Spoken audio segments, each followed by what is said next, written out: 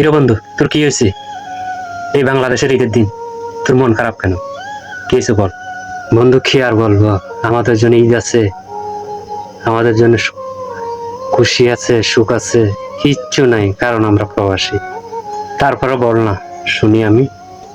আচ্ছা তাহলে শুন, এই যে কোরবানি ঈদ আসছে না, কোরবানিদের জন্য দিলাম 20,000 টাকা। আমরা তো আর পুরো করতে পারবো না গরু দিয়ে। আর কিস্তির জন্য দিয়েছিলাম 30,000 টাকা। কত হয়েছে? 50,000 টাকা, তাই না? এখন বাজার সদার করার জন্য দিয়েছি 10,000 টাকা, 60,000 টাকা। একটা প্রবাসী কামাই কত? 60,000 টাকা দিয়েছি, আমার খরচ নাই। এখন আব্বা ফোন করে বলে জমি কিনবে, টাকাই দিতে হবে। যদি টাকাই দিতে না পারি খুব সমস্যা হবে।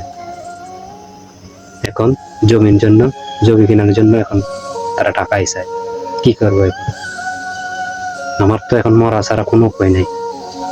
তুই তো দেখিস, তুই তো জানিস সবকিছু, আমি কত ইনকাম করি, কত কি করি, সবগুলো তো তুই তো জানিস।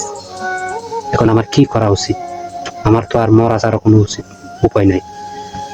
কি করব বল? আমার কি এখন জমি কেনার সামর্থ্য আছে? 60,000 টাকা যে এই মাসে ইনকাম করছি, সব 60,000 টাকা দিয়ে দিছি আমি। এক জুতাই কিনতে পারি নাই, তারা এখন 60,000 টাকা দেওয়ার পরে বলতেছে জমি কিনবে, জমি রাখবে, তাদের টাকাই লাগবে।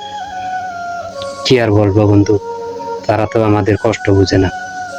দেখ, তাদেরকে বুঝিয়ে বলে দেখ কি করে। আচ্ছা যা বন্ধু, তুই চলে যা, দেখি কি করে। আচ্ছা আমি গেলাম।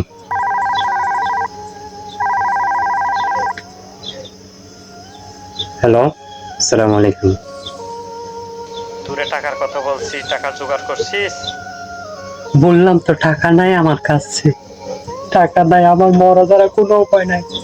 তুই কি করবি আমার জানার বিষয় নাই, আমার টাকার দরকার।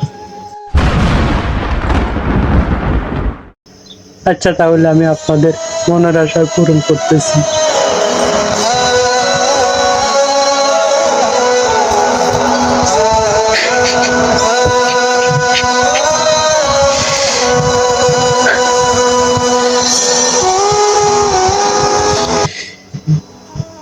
আমার মতো এমন সিদ্ধান্ত কারা কারা নিচ্ছেন জানিয়ে যান, আর কারা কারা এমন ভাবে আছেন।